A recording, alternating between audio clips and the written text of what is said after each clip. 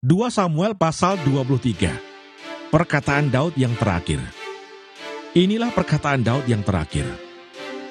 Tutur kata Daud bin Isai dan tutur kata orang yang diangkat tinggi, orang yang diurapi Allah Yakub, pemazmur yang disenangi di Israel. Roh Tuhan berbicara dengan perantaraanku, firman-Nya ada di lidahku. Allah Israel berfirman, Gunung Batu Israel berkata kepadaku, apabila seorang memerintah manusia dengan adil, memerintah dengan takut akan Allah, ia bersinar seperti fajar di waktu pagi. Pagi yang tidak berawan, yang sesudah hujan membuat berkilauan rumput muda di tanah. Bukankah seperti itu keluargaku di hadapan Allah? Sebab ia menegakkan bagiku suatu perjanjian kekal, teratur dalam segala-galanya dan terjamin. Sebab segala keselamatanku dan segala kesukaanku, bukankah Dia yang menumbuhkannya? Tetapi orang-orang yang dulu sila, mereka semuanya seperti duri yang dihamburkan. Sesungguhnya mereka tidak terpegang oleh tangan. Tidak ada orang yang dapat mengusik mereka, kecuali dengan sebatang besi atau gagang tombak, dan dengan api mereka dibakar habis. Pahlawan-pahlawan Daud. Inilah nama para pahlawan yang mengiringi Daud. Isibaal, orang Hakmoni, kepala Triwira. Ia mengayunkan tombaknya melawan 800 orang yang tertikam mati dalam satu pertempuran. Dan sesudah dia, Eleasar anak Dodo, anak seorang Ahohi. Ia termasuk ketiga pahlawan itu. Ia ada bersama-sama Daud ketika mereka mengolok-olok orang Filistin yang telah berkumpul di sana untuk berperang. Padahal orang-orang Israel telah mengundurkan diri. Tetapi ia bangkit dan membunuh demikian banyak orang Filistin sampai tangannya lesu dan tinggal melekat pada pedangnya. Tuhan memberikan pada hari itu kemenangan yang besar. Rakyat datang kembali mengikuti dia hanya untuk merampas. Sesudah dia, Sama anak Age, orang Harari, ketika orang Filistin berkumpul di Lehi. Di sana ada sebidang tanah ladang penuh kacang merah. Dan tentara telah melarikan diri dari hadapan orang Filistin. Maka berdirilah ia di tengah-tengah ladang itu. Ia dapat mempertahankannya dan memukul kalah orang Filistin. Demikianlah diberikan Tuhan kemenangan yang besar. Sekali datanglah 3 orang dari ke-30 kepala mendapatkan Daud menjelang musim menuai dekat gua Adulam, sedang sepasukan orang Filistin berkemah di lembah Refaim. Pada waktu itu Daud ada di dalam kubu gunung, dan pasukan pendudukan orang Filistin pada waktu itu ada di Bethlehem. Lalu timbullah keinginan pada Daud, dan ia berkata, sekiranya ada orang yang memberi aku minum air dari perigi Bethlehem yang ada dekat pintu gerbang. Lalu ketika pahlawan itu menerobos perkemahan orang Filistin, mereka menimba air dari perigi Bethlehem yang ada dekat pintu gerbang, mengangkatnya dan membawanya kepada Daud. Tetapi Daud tidak mau meminumnya, melainkan mempersembahkannya sebagai korban curahan kepada Tuhan. Katanya, jauhlah daripadaku ya Tuhan untuk berbuat demikian. Bukankah ini darah orang-orang yang telah pergi dengan mempertaruhkan nyawanya? Dan tidak mau ia meminumnya. Itulah yang dilakukan ketiga pahlawan itu. Abisai adik Yoab anak Seruya, dialah kepala ke-30 orang itu. Dan dialah yang mengayunkan tombaknya melawan 300 orang yang mati ditikamnya. Ia mendapat nama di antara ke-30 orang itu. Bukankah ia yang paling dihormati di antara ke-30 orang itu? Memang ia menjadi pemimpin mereka, tetapi ia tidak dapat menyamai Triwira itu. Selanjutnya Benaya bin Yoyada, anak seorang yang gagah perkasa, yang besar jasanya, yang berasal dari Kabseel. Ia menewaskan kedua pahlawan besar dari Moab. Juga pernah ia turun ke dalam lubang dan membunuh seekor singa pada suatu hari bersalju. Pula ia membunuh seorang Mesir, seorang yang tinggi perawakannya.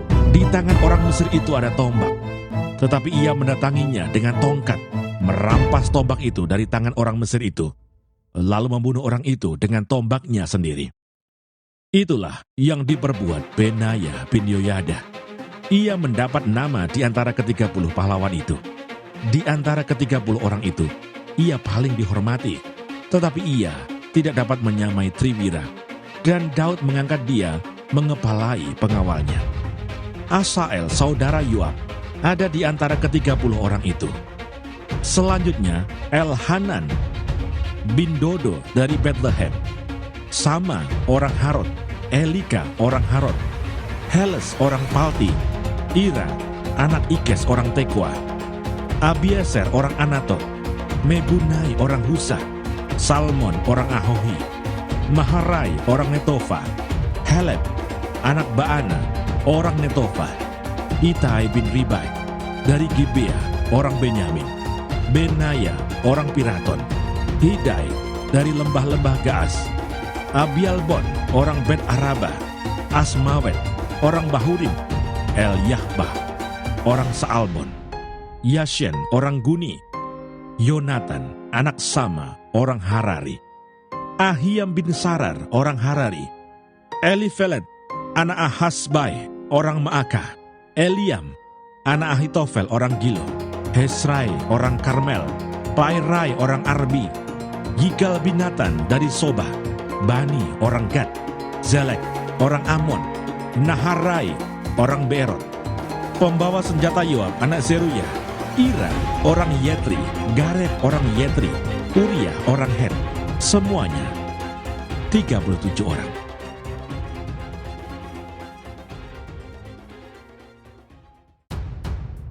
Dua Samuel pasal 24. Pendaftaran dan hukuman. Bangkitlah pula murka Tuhan terhadap orang Israel. Ia menghasut Daud melawan mereka, firman-Nya, "Pergilah, hitunglah orang Israel dan orang Yehuda." Lalu berkatalah raja kepada Yoab dan para panglima tentara yang bersama-sama dengan dia, "Jelajahilah segenap suku Israel, dari Dan sampai Berseba. Adakanlah pendaftaran di antara rakyat, supaya aku tahu jumlah mereka." Lalu berkatalah Yoab kepada raja, "Kiranya Tuhan Allahmu menambahi rakyat 100 kali lipat daripada yang ada sekarang, dan semoga mata tuanku raja sendiri melihatnya. Tetapi mengapa tuanku raja menghendaki hal ini?" Namun titah raja itu terpaksa diikuti oleh Yoab dan oleh para panglima tentara. Maka pergilah Yoab dan panglima-panglima tentara itu atas perintah raja untuk mengadakan pendaftaran di antara bangsa Israel. Mereka menyeberangi sungai Yordan, lalu mulai dari Aroer dan dari kota yang terletak di tengah-tengah lembah ke arah Gad dan Yaeser. Kemudian sampailah mereka ke Gilead dan ke Kades di negeri orang Het. Selanjutnya sampailah mereka ke Dan, dan dari Dan mengambil jurusan Sidon. Kemudian sampailah mereka ke tempat yang berkubu, Tirus, dan ke segala kota orang Hewi dan orang Kanaan. Akhirnya tibalah mereka di bagian selatan Yehuda di Berseba. Setelah mereka menjelajah seluruh negeri itu, sampailah mereka kembali ke Yerusalem setelah lewat 9 bulan dan 20 hari. Lalu Yoab memberitahukan kepada raja hasil pendaftaran rakyat.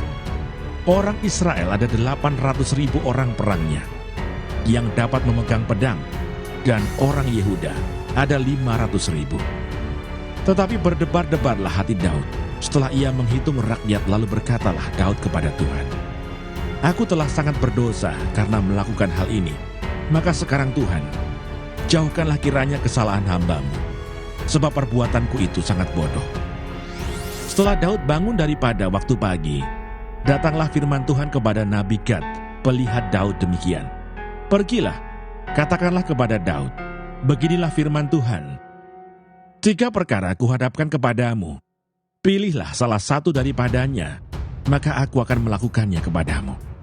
Kemudian datanglah Gad kepada Daud, memberitahukan kepadanya dengan berkata kepadanya, "Akan datanglah menimpa engkau 3 tahun kelaparan di negerimu, atau maukah engkau melarikan diri 3 bulan lamanya dari hadapan lawanmu, sedang mereka itu mengejar engkau? Atau akan adakah 3 hari penyakit sampar di negerimu? Maka sekarang pikirkanlah dan timbanglah, jawab apa yang harus kusampaikan kepada yang mengutus aku." Lalu berkatalah Daud kepada Gad, "Sangat susah hatiku. Biarlah kiranya kita jatuh ke dalam tangan Tuhan, sebab besar kasih sayang-Nya. Tetapi janganlah aku jatuh ke dalam tangan manusia." Jadi Tuhan mendatangkan penyakit sampar kepada orang Israel dari pagi hari sampai waktu yang ditetapkan. Maka matilah dari antara bangsa itu, dari Dan sampai Berseba, 70.000 orang. Ketika malaikat mengacungkan tangannya ke Yerusalem untuk memusnahkannya, maka menyesallah Tuhan karena malapetaka itu. Lalu ia berfirman kepada malaikat yang mendatangkan kemusnahan kepada bangsa itu, "Cukup, turunkanlah sekarang tanganmu itu." Pada waktu itu malaikat Tuhan itu ada dekat tempat pengirikan Arauna, orang Yebus. Dan berkatalah Daud kepada Tuhan, ketika dilihatnya malaikat yang tengah memusnahkan bangsa itu demikian, "Sesungguhnya aku telah berdosa, dan aku telah membuat kesalahan. Tetapi domba-domba ini, apakah yang dilakukan mereka? Biarlah kiranya tanganmu menimpa aku dan kaum keluargaku." Mezbah didirikan dekat Yerusalem, tulah berhenti. Pada hari itu datanglah Gad kepada Daud dan berkata kepadanya, "Pergilah, dirikanlah mezbah bagi Tuhan di tempat pengiripan Arauna, orang Yebus itu." Lalu pergilah Daud sesuai dengan perkataan Gad, seperti yang diperintahkan Tuhan. Ketika Arauna menjenguk dan melihat raja dengan pegawai-pegawainya mendapatkannya, pergilah Arauna keluar, lalu sujud kepada raja dengan mukanya ke tanah. Bertanyalah Arauna, "Mengapa tuanku raja datang kepada hambanya ini?" Jawab Daud, "Untuk membeli tempat pengirikan ini daripadamu, dengan maksud mendirikan mezbah bagi Tuhan, supaya tulah ini berhenti menimpa rakyat." Lalu berkatalah Arauna kepada Daud, "Baiklah tuanku raja mengambilnya dan mempersembahkan apa yang dipandangnya baik. Lihatlah, itu ada lembu-lembu untuk korban bakaran, dan eretan-eretan pengirik, dan alat perkakas lembu untuk kayu bakar. Semuanya ini ya raja diberikan Arauna kepada raja." Arauna berkata pula kepada raja, "Kiranya Tuhan Allahmu berkenan kepadamu."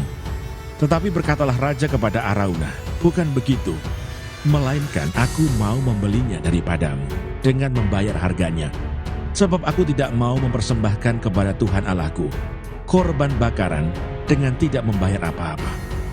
Sesudah itu Daud membeli tempat pengirikan dan lembu-lembu itu dengan harga 50 sikal perak.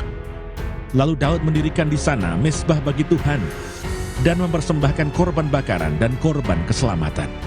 Maka Tuhan mengabulkan doa untuk negeri itu, dan tulah itu berhenti menimpa orang Israel.